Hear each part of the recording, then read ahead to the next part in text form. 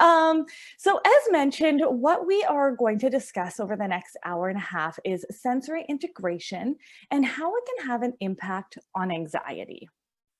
Um, so you guys already learned a little bit about me, but just to let you know as well. So as mentioned, I'm an occupational therapist, graduated from McGill University.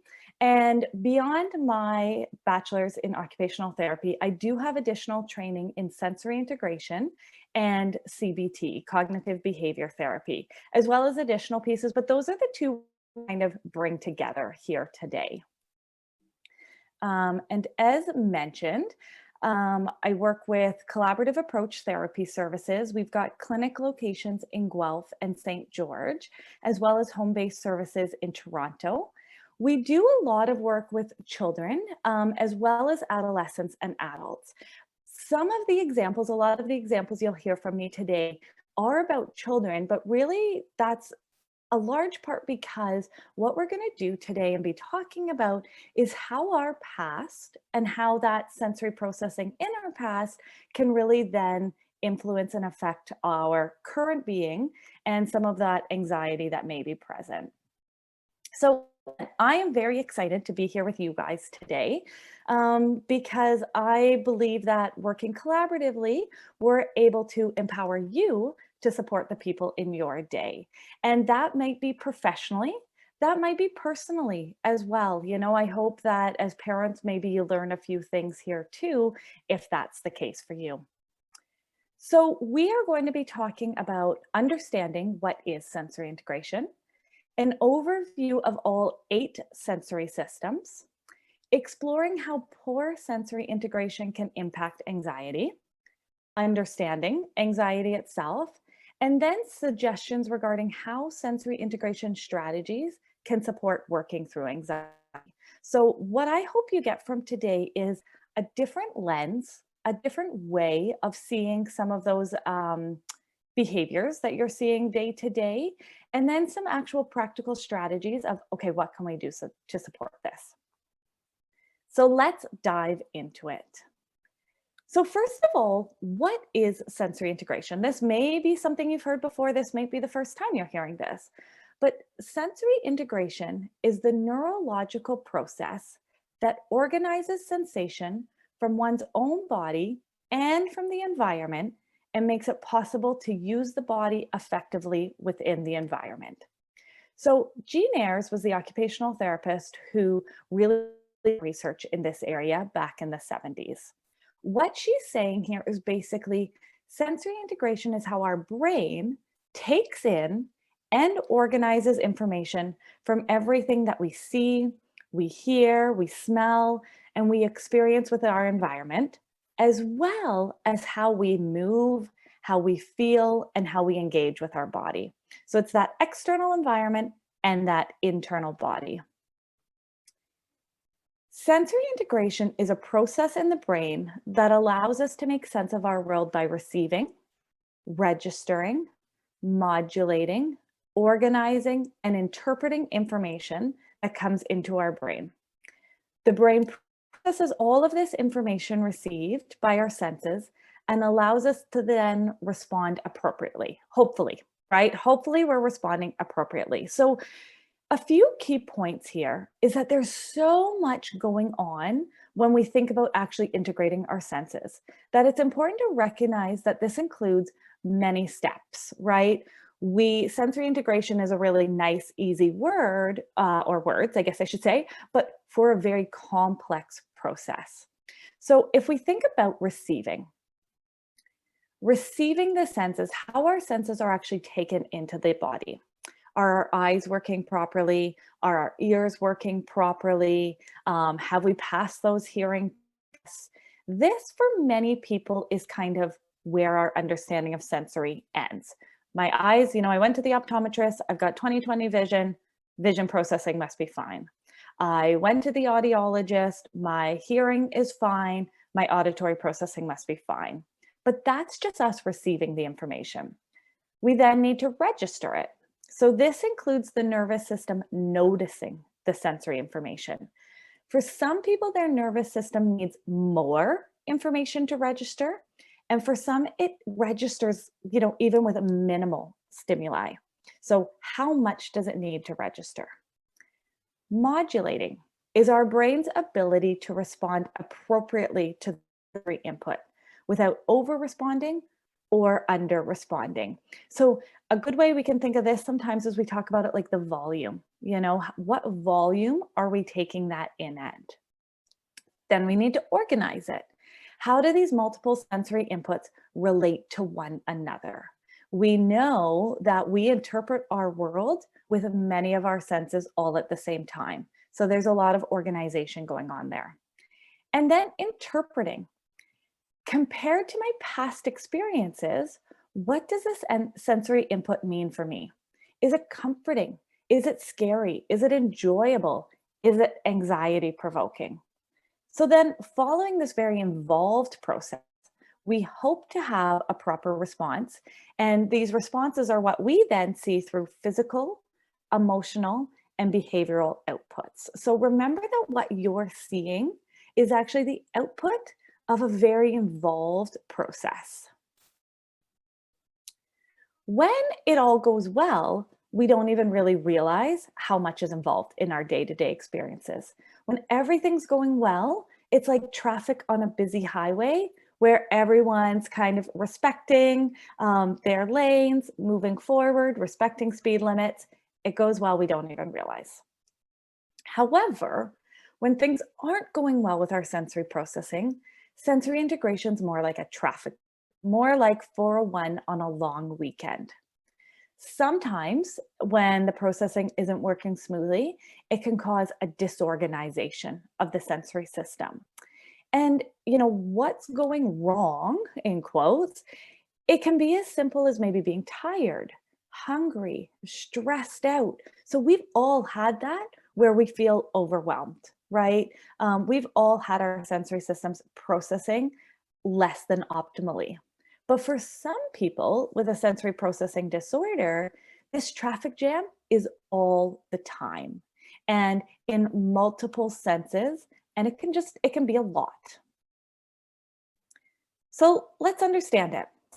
Our sixth sense is not seeing dead people, if anyone still recognizes this reference from our sixth sense. But there are, in fact, 8 senses. And this, again, right off the bat, is something that for many people, they're not aware of. They're aware of their 5 senses that give us the environment around us. But then there's 3 additional senses that give us an understanding of our body, our movement, and our internal feelings. So we're going to start with a familiar sense, but one which might be more complex than you realize, our tactile sense.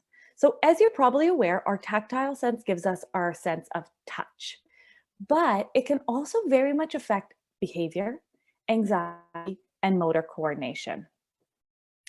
Not all touch is created equal. Different receptors are responsible for different touch characteristics. So for example, we've got light touch, like tags on a shirt or tickles. We've got pressure touch, like a massage or weighted blankets. There's temperature, pain, and discriminative touch. And discriminative touch is, for example, if you were digging into a full bag and looking for that small bag of hand sanitizer or that small bottle of hand sanitizer. You can feel the difference between your hand sanitizer, your keys, your lip chap, and your mask, right? There's our current reference. So our discriminative touch. For this reason, people can have dysfunction in one area of touch sensation and not in another. Also, the way we respond to different touch sensation very much differs, right? So it's important to understand that touch is not all the same. So if you think about it, most people would find light touch alerting. So something like tickling really gets your arousal levels up. Whereas pressure touch, something like a massage, calms the body. Both are touch, both with very different physical responses. So again, we talked about organizing. those, and I talk about it as collaborations, right? So how our senses collaborate with one another. And a big piece is our tactile system collaborating with our vestibular, which is our movement, and our proprioceptive, which is our muscle and body systems, to contribute to a person's body map. So these three systems are like a building block for emotional stability. And again, I bring this up because I want you to recognize that we may not think of touch and, that touch, all those touch receptors as playing a role in emotions, but they very much do because they play a role in understanding my body in the environment around us. And need a good understanding of that in order to feel confident, comfortable in our bodies. So, tactile processing dysfunction, right? When it's not working properly.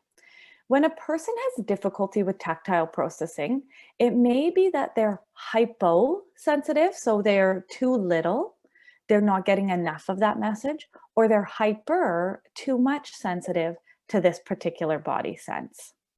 So when a person is hyposensitive, remember that they're not getting the message loudly enough, the nervous system may then be looking for more of that. When they're not getting the messages loudly enough, it can actually interfere with development of body awareness and motor coordination because I don't really recognize where I am compared to others. Um, they may seek extra touch in their environment by touching people, touching objects, walking their hands along the wall. That's their way of giving their body the extra that it needs. Others, they are hyposensitive, but they're not seeking out that extra. And instead, these individuals are potentially just oblivious to the tactile surroundings, to food on their mouth, messy hands. They're the people who accidentally just knock into people or knock into things because they're oblivious to that. They're not getting the messages loudly enough. Now, being hypersensitive suggests that the person's getting the messages too loudly. Many people refer to this as tactile defensiveness.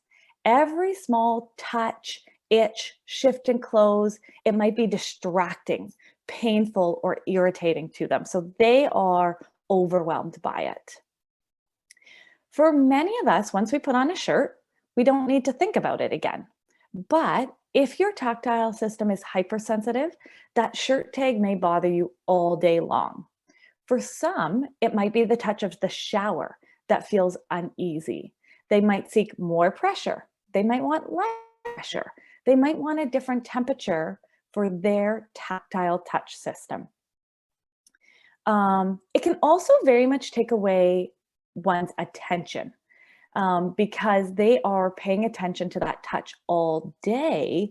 They're not able to give their attention to other places. It's also very exhausting and overwhelming, which then, of course, by end of day, by middle of day, can really cause that person to be dysregulated and irritated. As we mentioned, dysfunction of the tactile system can affect a person's body map, which requires the integration of, as we said before, tactile, vestibular, and the proprioceptive system, which we'll get into. If a person doesn't have a good map of their body, that individual will have a difficult time directing new movements, motor plans, and can take a long time to learn a new skill. And of course, if we consider this, that can have an impact on social skills. It can have an impact on attention, self-confidence, and if all of those pieces are impacted, could result in that feeling anxious in many different situations. So the vestibular system, you already heard me discuss the vestibular system a little bit, but it's not typically well known. Our vestibular system is our movement system, and it can be thought of as the ringmaster that integrates the other systems. It informs a person's relationship to gravity and their physical world. So basically, our vestibular system answers two questions. Which way is up and where am I going? It's primarily responsible for motion, head position, spatial orientation, balance, stabilizing our head and body during movement, and maintaining posture.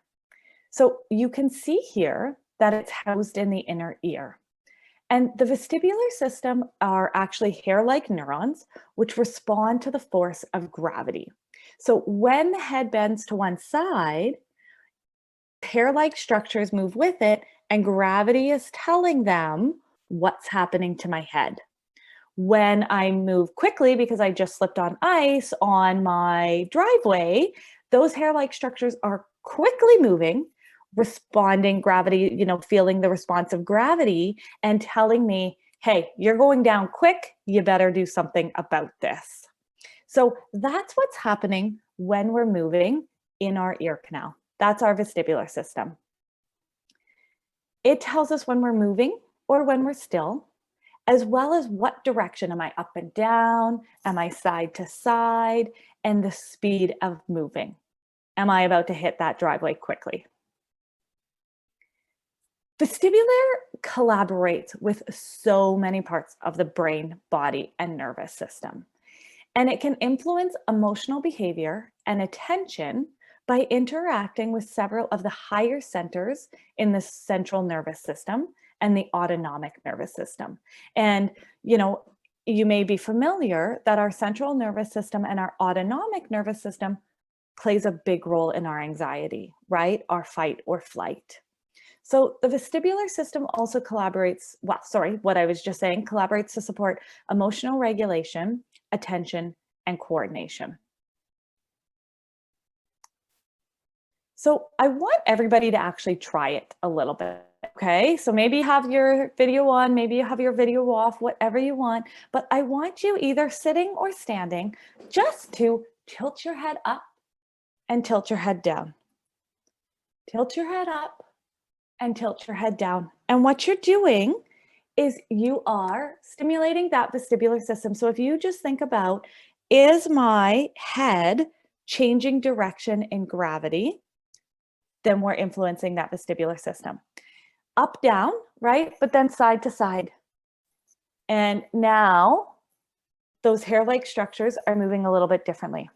Now, the other thing I want you to actually try here is side to side quickly. It is a very different sensation, right? And we're going to get into that a little bit more.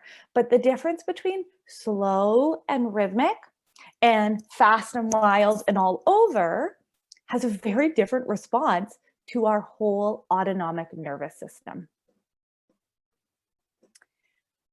What happens when our vestibular system is not processing optimally? One of the things I want you to notice here, and we're going to talk about, is this person slouching, right? They aren't even quite able to hold their body up against gravity.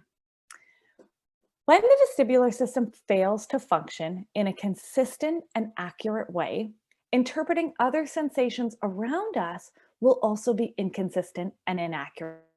The nervous system will have trouble getting started. So dysfunction, similar as we talked about before, can be observed as hypo or hyper. There's also mixed sensation for sure, but for simplicity's sake, we're going to talk about it as hypo or hyper. So when a person is hyposensitive, again, they're not getting that message loudly enough. The body's not getting enough of that vestibular sensation that the individual requires. These people might crave and seek movement. They need movement in order to support attention, posture, regulation.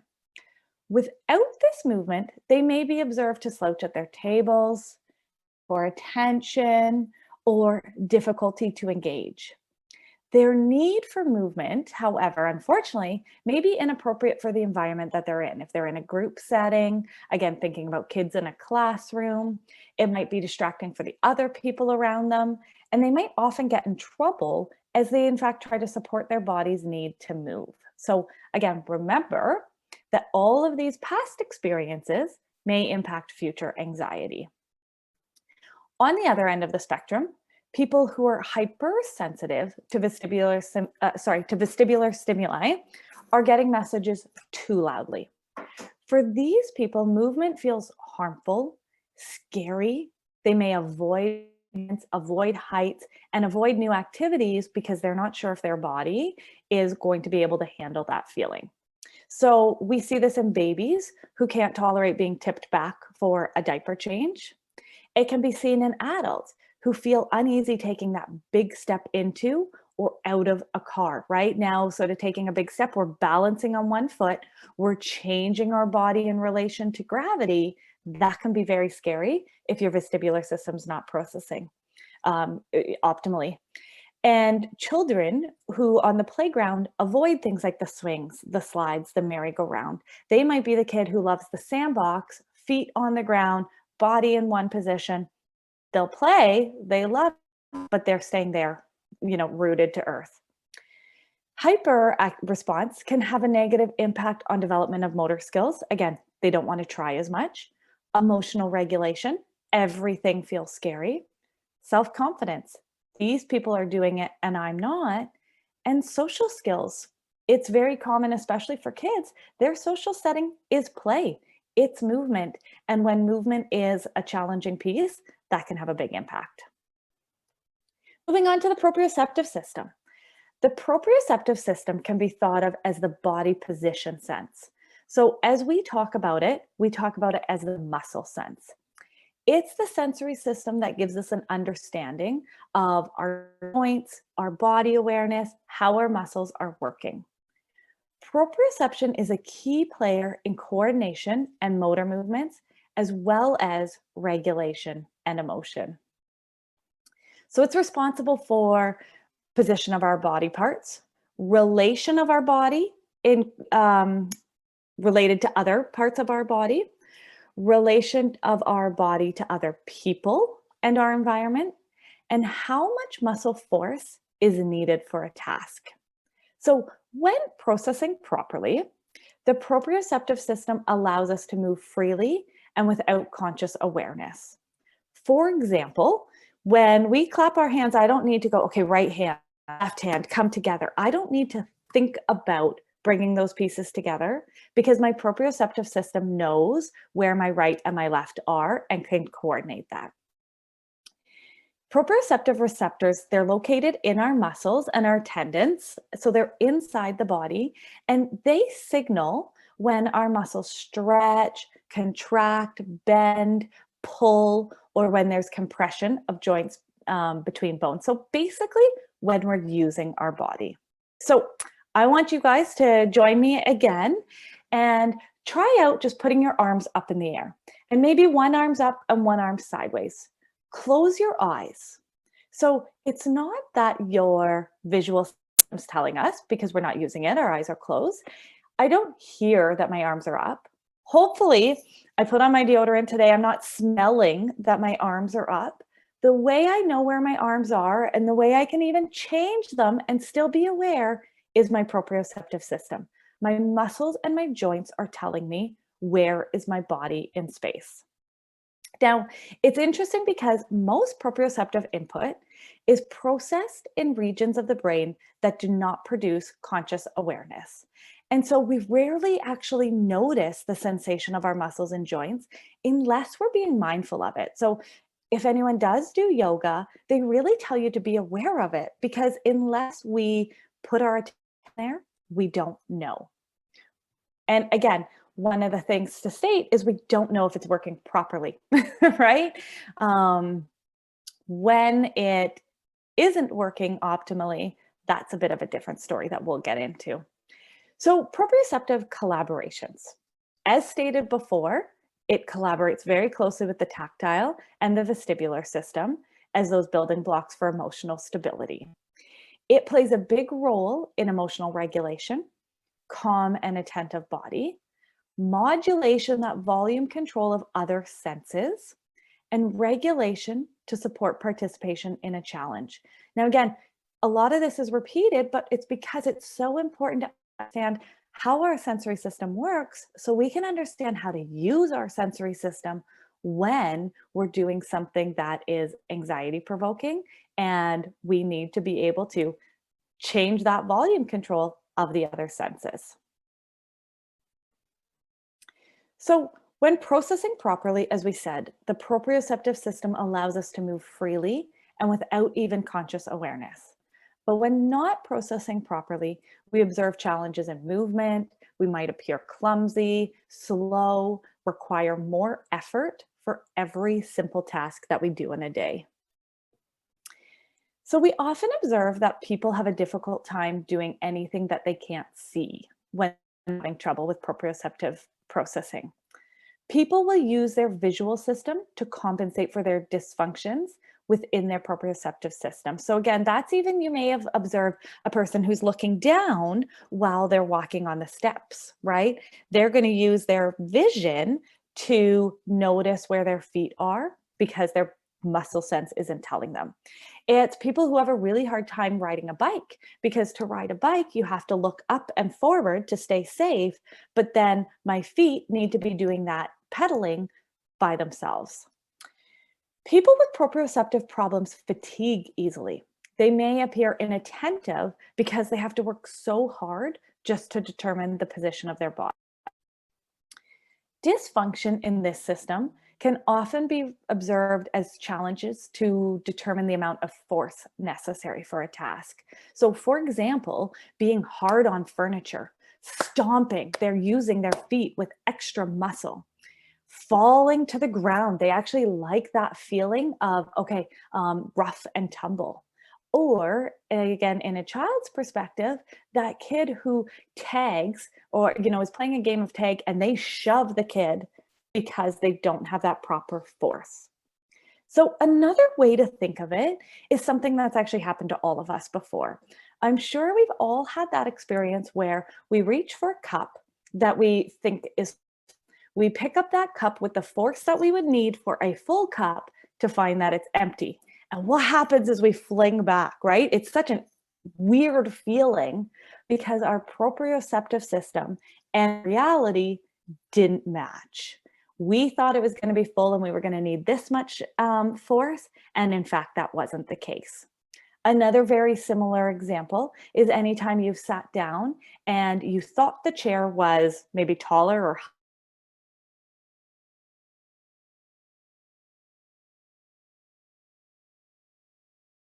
your proprioceptive system and your visual system and your awareness just didn't all line up to go, oh, that's where the chair is, and this is how much I need to put into it.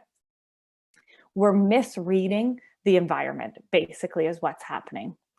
So, as with challenges in other systems, dysfunction of the proprioceptive system can have a big impact on social skills, being clumsy, breaking things, unable to navigate around a group. It can have an impact on academics, difficulty paying attention when they need to think about keeping their body in a chair, right? So, how am I supposed to listen to someone teaching me something new when I can't even stay in my chair? These people often require movement in order to get enough of that proprioception. And then, of course, self confidence. If we're getting in trouble all the time due to being forceful, slamming the door, stomping around, that can have a big piece to play in our self confidence when really it's our proprioceptive system not telling us the appropriate force to use. And of course, you're going to hear from me again. All of these things can have an impact on future anxiety. So now the visual system. Visual acuity refers to how clearly a person sees. Vision, though, is more than just eyesight and how clearly we see. There's also all of those visual perceptual skills. And visual perception refers to the brain's ability to make sense of what we see with the eyes. All of our sensory experience contribute to visual perception. So basically what that means is what happens around us, what we see, how we feel, how something ends up tasting that we saw plays a role in how we then perceive it when we see it next time. So when we're thinking about our visual system, some of the things that it's responsible for are things like visual discrimination, figure ground, seeing things in a crowded space, visual closure. If I didn't see the whole picture, can I still figure out what that's actually going to be? Spatial relation, form consistency, and ocular motor control. So actually being able to move my eyes around. I'm not going to go into all of these details, just being aware of time. But what I want you to get just from this slide is recognizing that our visual system is utilized to do so much more than seeing. And so we need to recognize that in order to recognize the frustrations and the potential anxiety felt when our visual perceptual skills make a simple day-to-day task much more difficult for certain individuals. The visual system is dependent, in fact, on the vestibular system. So again, I think it's so cool to see how these things collaborate and to support a stable image as we move our head and our body. So something you can think about is if any of you have kids, nieces and nephews, grandchildren, who I'm sure have stolen your phone before and made a video. And you look back on it later and it almost makes you ill, right? You're looking at this and it's all over the place. It's bumpy, it's up and down. What that is vision without your vestibular system to stabilize it and smooth it out. The reason our eyes don't just look bumpy all over the place as we're walking and admiring, the forest that we're in is because our visual and our vestibular are working together to say, okay, this is what I'm seeing. Oh, but this is how I'm moving. And it smooths that out. So now that's important to consider. If this isn't working, even just our simple day-to-day walking and taking in our visual perceptions can be much more difficult. Also important just to recognize that our visual system takes in information and plays a big role in our memory, our interpretation, our manipulation of our environment, and our ability to compare and contrast when it's not working well. A visual perceptual disorder refers to weakened ability to remember, to make sense of, to manipulate, to compare information taken in through the eyes. So again, this is different from problems involving sight or sharpness of vision, because it's not about the input, it's not about the information coming in, but it's about what we do with that information, how we process and organize that information. So we can also consider the modulation, which if you remember, we talked about that as being the volume control of the visual input. How we can respond to the information for some can be overwhelming. They can be overwhelmed by their visual surroundings. And the way they might respond to that is unplug lights, turn off electronics, turn off the TV. So they're using a strategy to help when that volume, that modulation of visual input is too loud. Others, again, might seek extra. They might be looking to turn up the volume. They need more. So they might get really close to the screen. They might perseverate on something that they figured out, such as the effect of flapping, the sun visor in the car. Or some people feel that stimming may in fact be seeking that visual stimuli. So again, looking at behaviors that we already see with a different lens. Our auditory perception is our ability to listen, not just to hear. So listening is an active, intentional process of organizing and responding to the auditory input. Listening, when we do this, it's using the entire brain and can influence all levels of the nervous system. So again, just to bring it back to things we already know, is how we turn on different music at different parts of our day, depending on what we're doing. So if we're getting breakfast ready, we might need some easing into it music. If it's late at night and we're driving home after a shift of work, we might need something to really help our arousal level stay high, and we're going to put on that louder, faster music that has a different impact on our nervous system. So what we hear, how we hear it, how we listen to it can affect our nervous system. Now, the other thing I want to point out to you here is that our auditory system and our vestibular system, the purple is our vestibular system here, are neighbors. And that's just kind of cool because they're both housed in that inner ear. And therefore, in fact, we often observe an increase in vocalization and expressive language when a person is engaged in movement activity. So at Collaborative Approach, we will often engage our clients in talk therapy while they're moving. So that might be on the swing, that might be on a yoga ball, a rocking chair, or even just walking, talking. We know that our movement system and our auditory system, which also plays a role in our expressive language, can really all collaborate and combine together for optimal results. So again, the more you know, the more you can see how it all comes together. Similar to our other senses, people can be hypo or hypersensitive to auditory stimuli. When hyposensitive, they might not hear a person's request. They might seem off in their own world because they need more input to come into your world.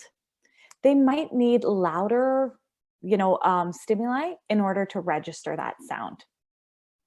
When hypersensitive, they might get overwhelmed with too much sound, too many people talking at the same time, or a radio on in here, a TV on here, and someone talking over in the other room. When hypersensitive to sound, it's often known as sound sensitivity. People can't handle loud sounds like baby crying, alarms going off, and they'll often avoid situations such as maybe going to the mall, going into public washrooms. So one of their strategies is to avoid it. And I'm sure you know one of the strategies to avoid things can be things like meltdowns. It can be hiding out in our room. It can be many, many things, but understanding that potentially one of the reasons behind it is they remember that that's overwhelming and they don't want to be put in that situation again. This, of course, can be very difficult when living in a busy house or living in a house that has other people with different sensory processing. So, there's many families where one person in the household may be sensitive to it and the other person is hyposensitive and looking and seeking more of that stimuli. Moving on to our gustatory system, better known as our taste system, gives us the enjoyment of course, delicious meals, picked apples, our favorite ice cream. So the sense of taste comes from our taste receptors located in our mouth. Taste is the sensory perception received from the reactions of those taste receptors. And taste integrates with our smell and our tactile sense to determine the flavor. So it's actually all of those pieces together that would make a flavor. One of the things, though, that I think is important to say here, we're not going to get into taste too much, but is that when we talk about, say, picky eating, it's important to recognize that, yes, there's taste, but there's so much else that's involved in mealtime. So again, there's multiple people potentially at the table, multiple conversations. Is the TV going on somewhere else while we're having mealtime? So just recognizing that we talk about the taste system, but that in fact in mealtime, there's so much more than that. Taste sense, this actually we sort of already said, integrates with smell and tactile to determine the flavors of food. Then the other thing, again, really to take into consideration is that these senses integrate with past experiences, past feelings of stress, past feelings of enjoyment. And food can really be used for predictability and comfort. So oftentimes when they're those picky eaters, they're looking for that predictability and that comfort. So again, what's going on when it's not working and was what I've sort of commonly referred to here as picky eating. Now, we don't always love that term. I'm using that here, but you'll see others. We don't like that term when we're working through it.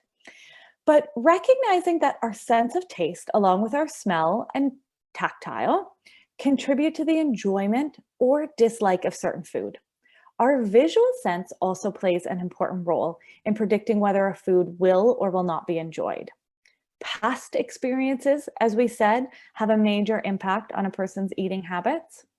And another piece that I wanted to bring up here, even though it's actually tactile concern, but fits well with eating, is that some people can be hyposensitive to the feeling of food in their mouth. And therefore, again, they might be seeking extra. So they seek that by filling their mouth with too much food at one time so that they're getting that tactile experience. Alternatively, again, maybe hyposensitive to tactile in the mouth, but instead of seeking extra, they don't do anything about it. They're passive about it. And for these people, they're not receiving that feedback required to chew and swallow safely. So both are hyposensitive, but one does something about it by seeking extra, the other doesn't, both with sort of potential concerns. The olfactory system. Our sense of smell can impact our emotions greatly. So again, our smell system is responsible for appreciating and contributing to the flavor of food. It's responsible for locating food. If anyone has ever smelled Cinnabon, I can always smell it before I see it. Determining if food is safe to eat and triggering memory and emotion. As stated, smell triggers memory and emotion. The sensory receptors in our nose actually have a direct route to the limbic system, including the amygdala and the hippocampus, regions of the brain that are related to emotion and memory. And the olfactory system, in fact, is the only human sense that bypasses the thalamus and connect directly to the forebrain. So that's why those smells can have an instant effect on our nervous system, right? On how we feel about that, both good and bad, I should say. And when smell perception's not functioning properly, it can have challenges observed in many areas of function. So for example, again, if a person's hyposensitive and they're seeking, they may try to get really close to people. They may like many senses, candles, perfume. In extreme cases, they may even smear feces to seek a strong smell. Again, that's only one potential reason for that behavior, but another lens to see. Now, a person who's overly sensitive to smells, it may contribute to picky eating, avoidance of restaurants or spaces where there's many scented products.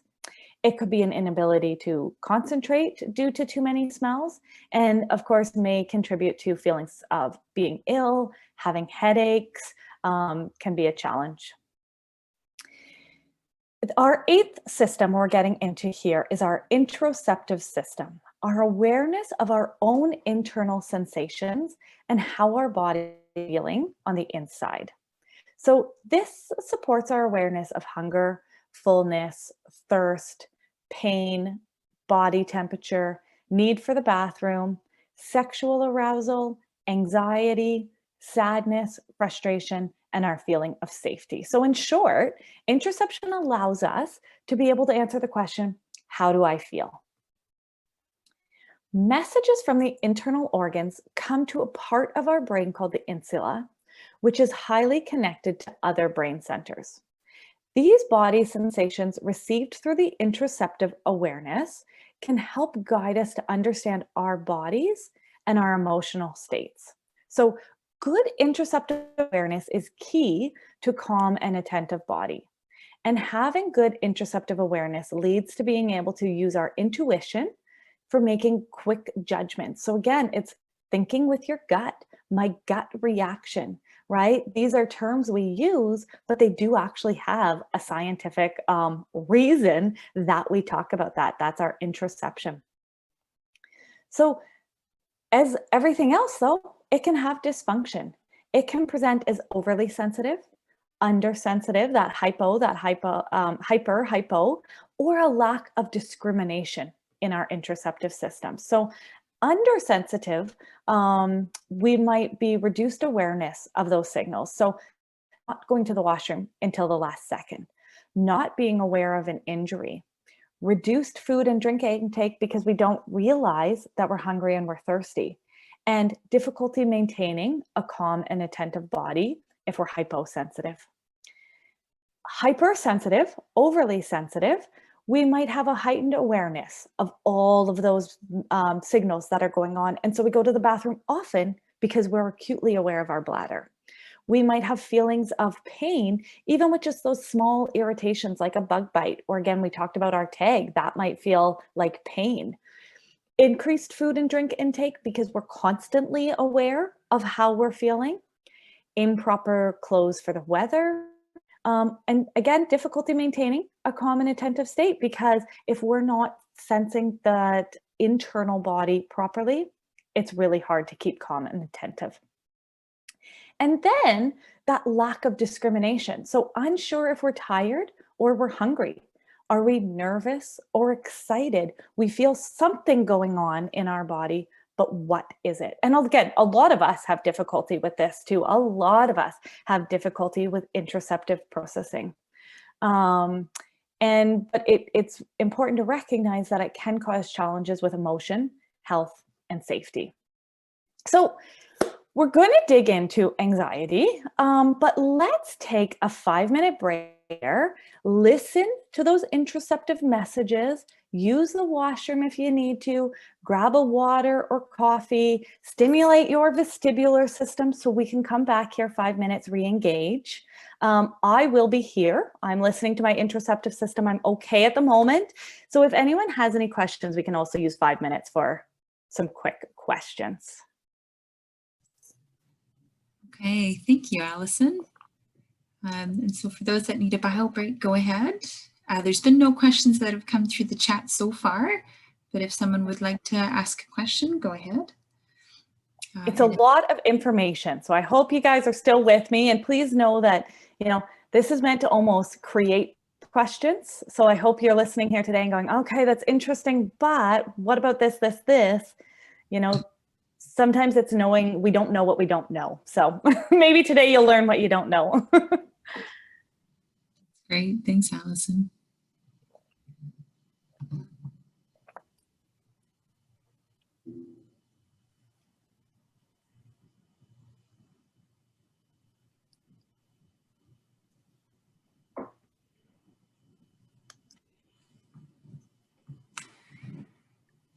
That's a great question. So we've had a question come through the chat.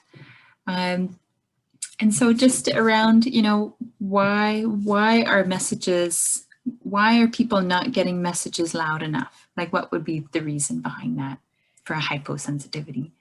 Great question. I wish I had a nice, clear answer. I don't, of course. So many of those answers, right, is we don't know yet. But a few sort of hypotheses, a few reasons that they have seen.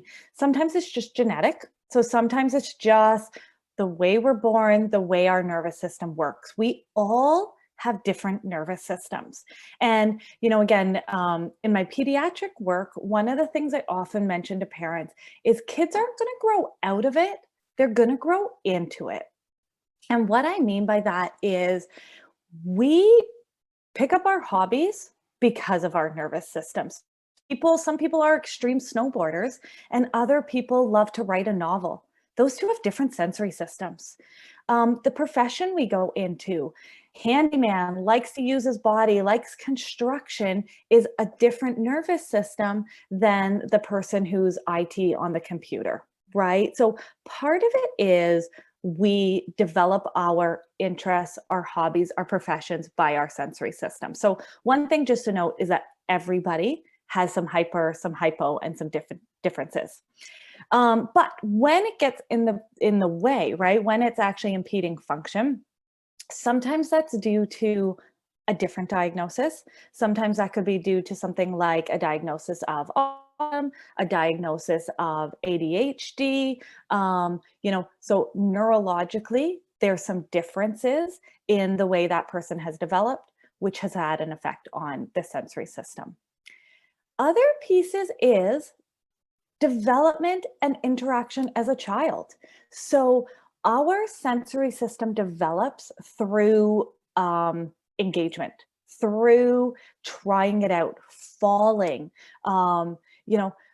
going down that slide, trying your bike out and falling off, and then how our families respond to that. So sometimes, I mean, they have done some studies even in orphanages where kids haven't had the opportunity to move around as much.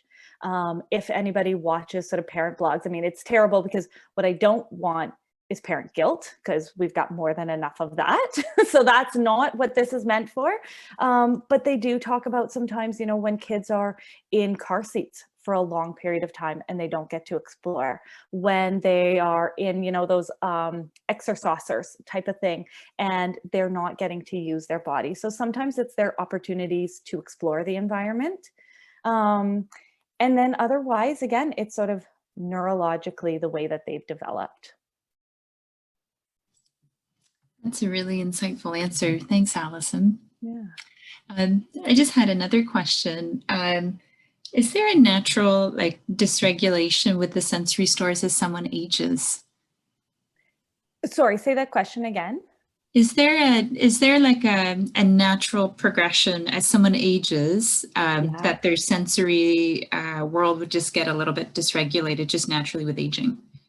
Totally. So yeah, I mean, again, the way we take the messages in through our receptors, so the way that we actually kind of receive the messages can change. So a great example is your vestibular system. You watch people at the fairgrounds, and I mean, again, I used to be that kid who loved the roundabout rides. Now, even thinking about it, like, oh, that sounds awful. So that's my vestibular system has changed. And actually, so I've got two young kids. We were at the park recently swinging, and I did not like it. I did not like that feeling anymore. So again, part of that is just my vestibular system. Now, again, I don't know if it's sort of anatomically or it's more just the way my body processes that now. I don't love it. The other thing that changes is the way we use our body and we move. So as we age, we sit a lot more, right? We're at the desk a lot more. We're slower. I don't play the same way my kids play. And so therefore my sensory system isn't engaged the same way as it used to. And again, for the most part, I'm typically okay with that. But yes, definitely our environment changes as we age, our body changes as we age. And so then the way we interpret and process it changes as we age. Great question. That's super helpful as well. Would we have just one more question through the chat? Would we mind if we just answer that? Yeah, that's great. Just another question, I guess it's more around that interoception. And so why would it be that someone would wait last minute to have a bowel movement?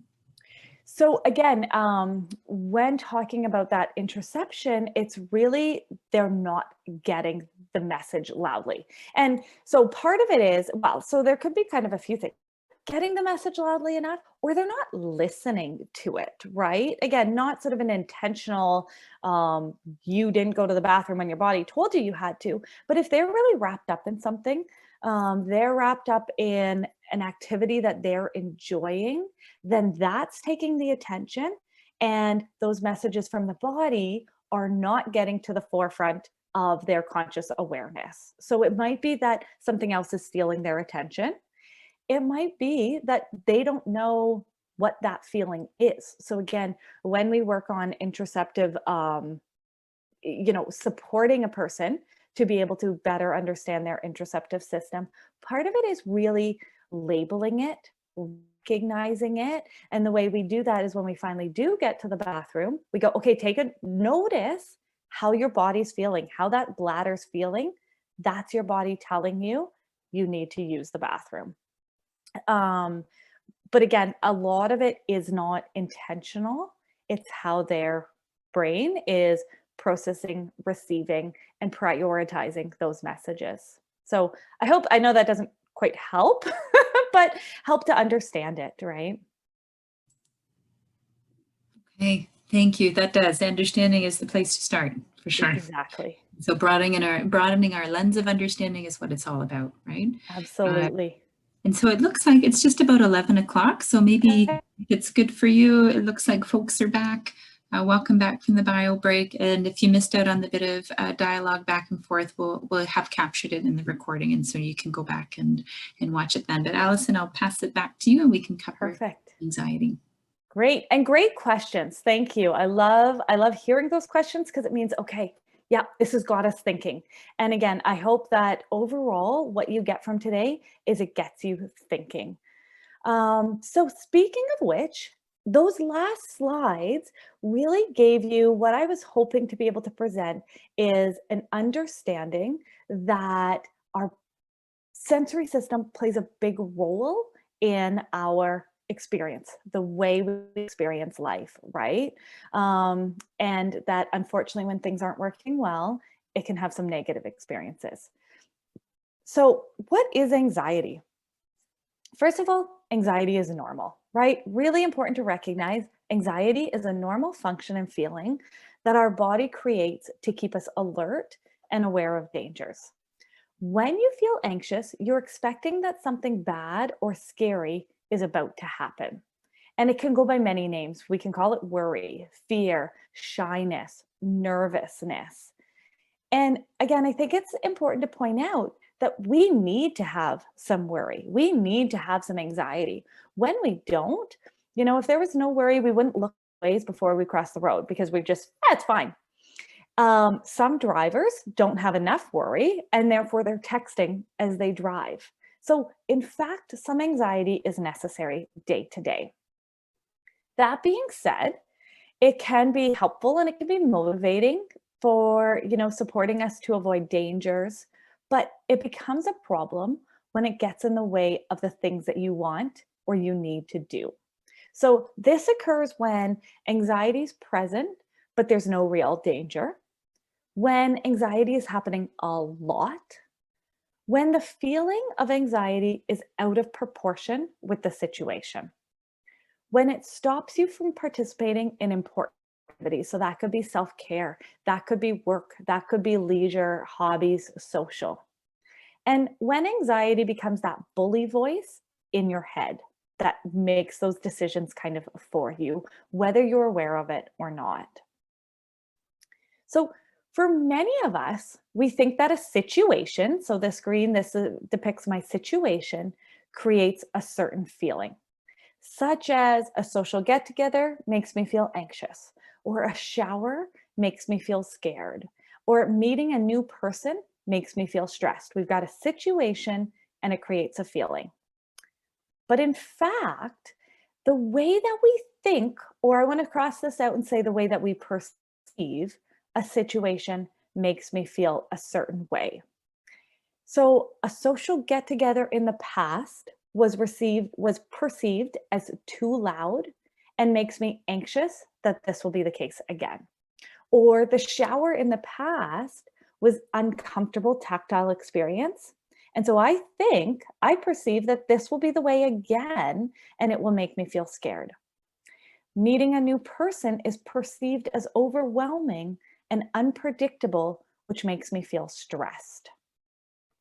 So, how our brain processes our senses will affect how we perceive or think about our world.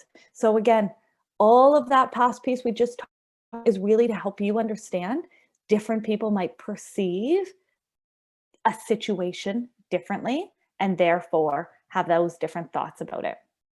So, when considering a challenge from a cognitive behavior therapy perspective, we think about our situation, our thoughts or perceptions, our feelings, and our actions. Now, again, I want to come back here a little bit to thoughts and perceptions because in CBT, typically we try to address our thoughts. Now, I know with some of the people that we're supporting in our days, we may not be able to have those conversations. We may not be able to have talk therapy about what are you thinking? Why are you thinking that?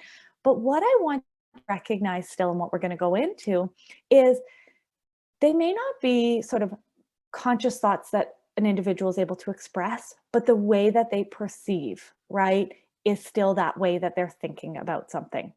And broken record, the way that our sensory is processed will affect the way we perceive. So, for example, A situation is made up of facts. Okay, this is tough. It's facts only, not perceptions. But we often do that without actually realizing it. So, as support workers, or as family members, or as community members, it's important to recognize what are our own perceptions, how we consider them to be the situation, when in fact, we need to recognize them as our own perceptions and thoughts. So there's a lot of things that we put into this fact box that is actually thoughts and perceptions.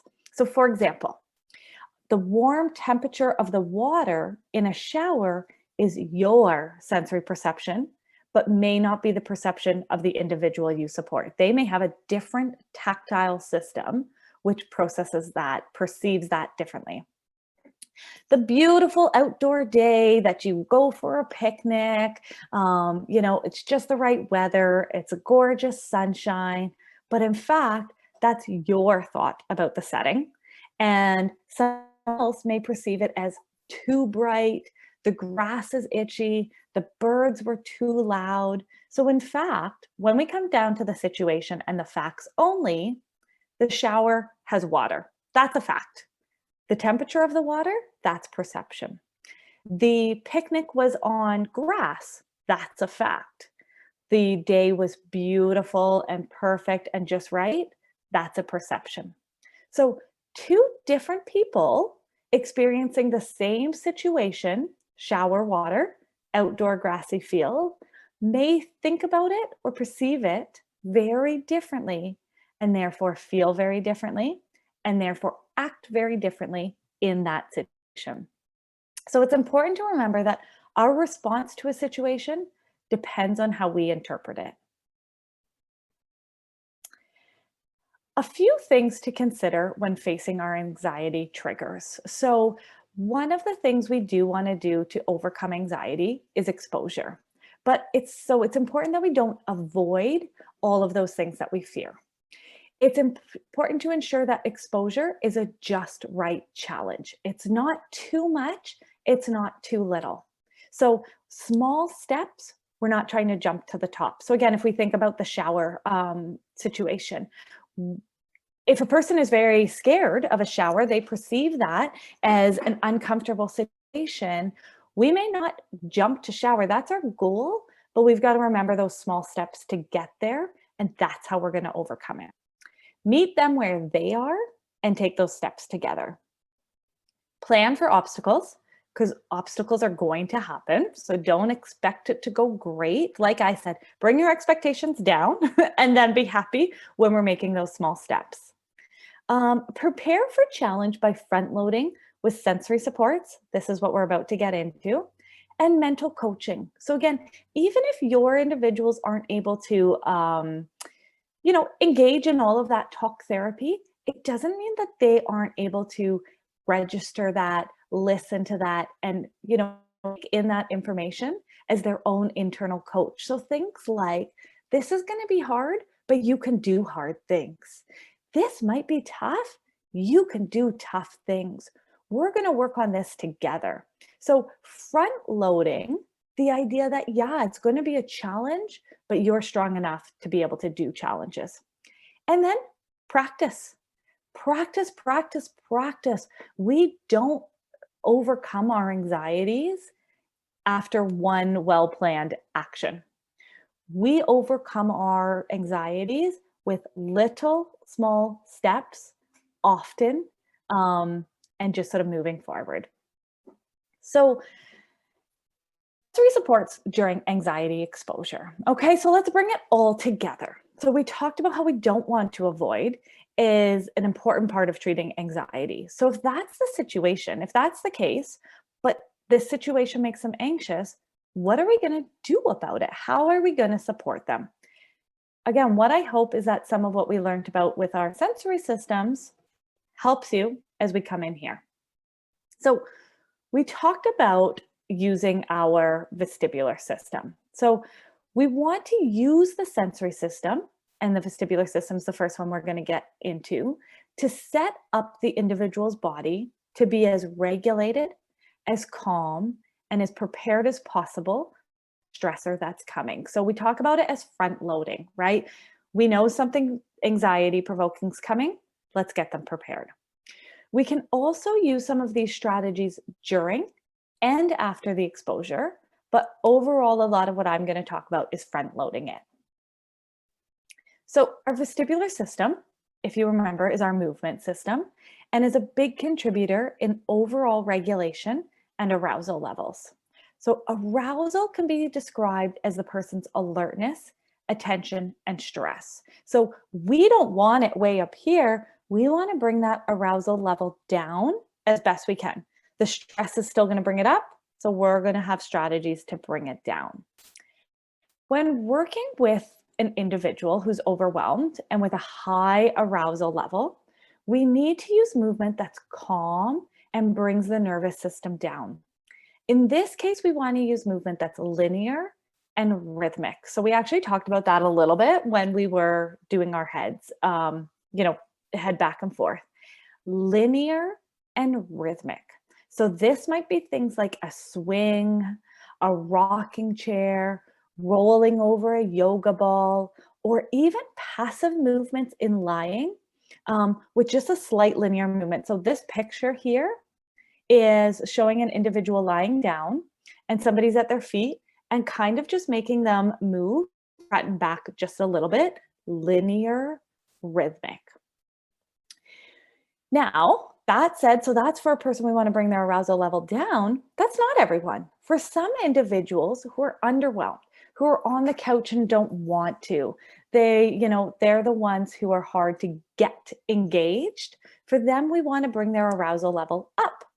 And for that, we want to consider rotary movements, maybe rhythmic or unpredictable. So that could be using a computer chair.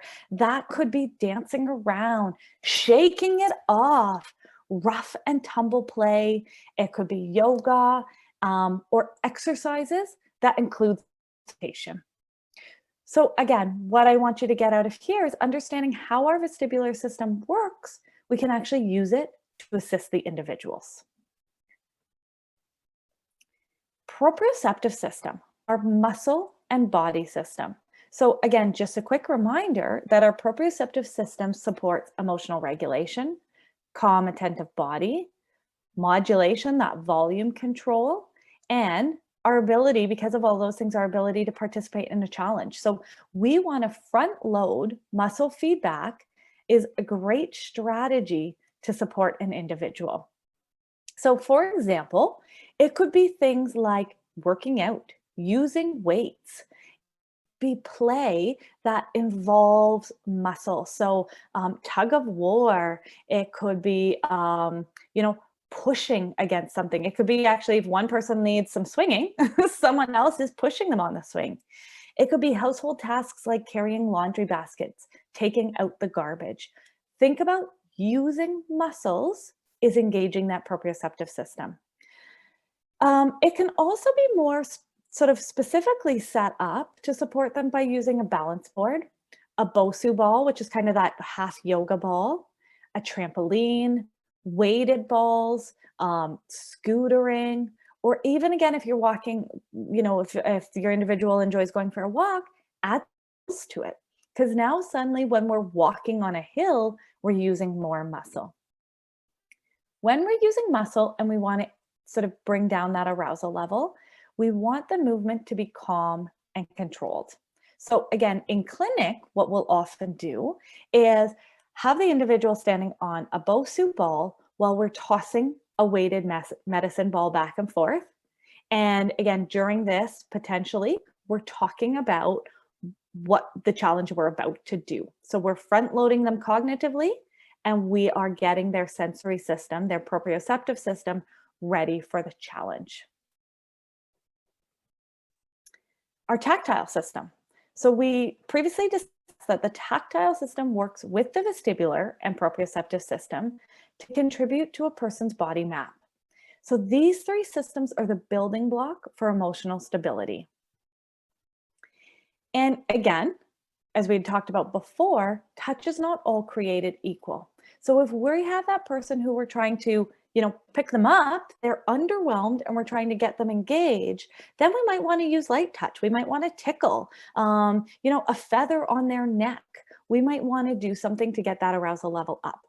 For the person whose anxiety is getting them already worked up and we want to bring their arousal level down, it might be things like a massage, having a heavy quilt or over their shoulders.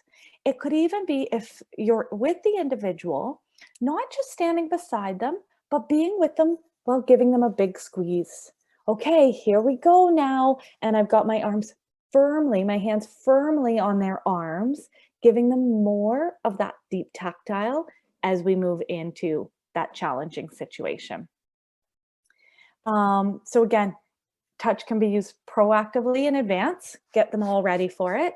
It can be used in the challenge. Hey, I'm here with you. Let's do this together. But again, I've got that firm touch, not just hand on the back, sort of pushing you through. And then it can be used after as well, maybe under a weighted blanket, going, okay, that was difficult, but you did it. That was hard, but you can do hard things. Now, the next few slides are looking at some of our senses that take in our environment around us. So it's important to consider the environment and how it may also impact a person's emotional state. I am going to move somewhat quickly because, again, I want to have time for questions and answer. You will have these slides, but I think some of these pieces people know a little bit more. We know a little bit more about how to set up our environment. So with the visual system, of course, we just want to consider, is it a busy environment? Is it cluttered, or can we help organize it? Recognizing, again, those visual perceptual skills and just recognizing how much a person may have already struggled before they even get to what you consider a challenging experience. Our auditory system, as we said, depending on who is in that household, can be very contradicting, right? Thinking about volume and pitch of the sounds, thinking about, are there multiple sounds throughout? Could we use noise canceling headphones? That could be something that at least takes out some of that overwhelm. Using music as a calming source. And here what I wanted to mention, creating their own noise as a strategy. For some individuals might hum, they might moan, they might yell. And in fact, what they might be doing is creating an auditory environment that is predictable for them. So even if they are hypersensitive, even if they don't like too much sound, they may be adding sound to the environment because, in fact, when they add their own, it's predictable. They would rather have their humming than everything else that's going on. So people create strategies. And again, it's really interesting to look at behaviors and then step back and go, what's the reason for that? Using smell, remembering that it has a direct route to that limbic system. So can calm the body? Do we need to consider fresh air and air circulation, and just considering that as an option? Food can be an anxiety trigger, or it can also be used as a reward following an anxious exposure. When food is a trigger, it's often very beneficial to get a person involved in the process. So meal planning, grocery shopping, involved in mixing, doing the cooking, all of those pieces are really great exposures without actually eating. So again, just remember, we want little small steps. And then interoception. So for many of us, in fact, when we think about anxiety, we think about butterflies in our stomach. We think about our heart racing and shallow breath. And all of this is our interoceptive system. So being mindful, body check-ins, learning about our interoceptive system. Now, I know that for some of the individuals we work with, that's a big concept.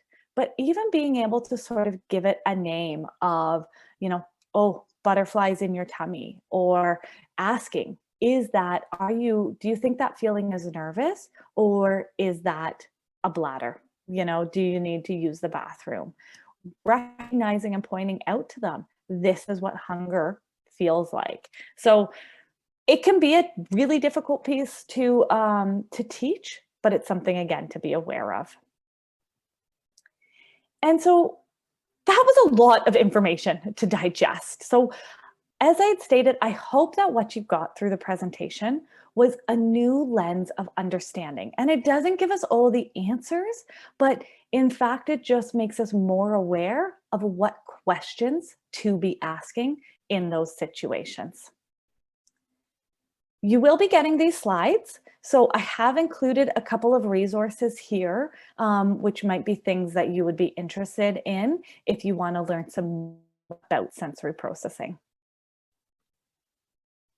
And I think we made it with a couple of minutes for some questions. So if anybody has anything, please let me know.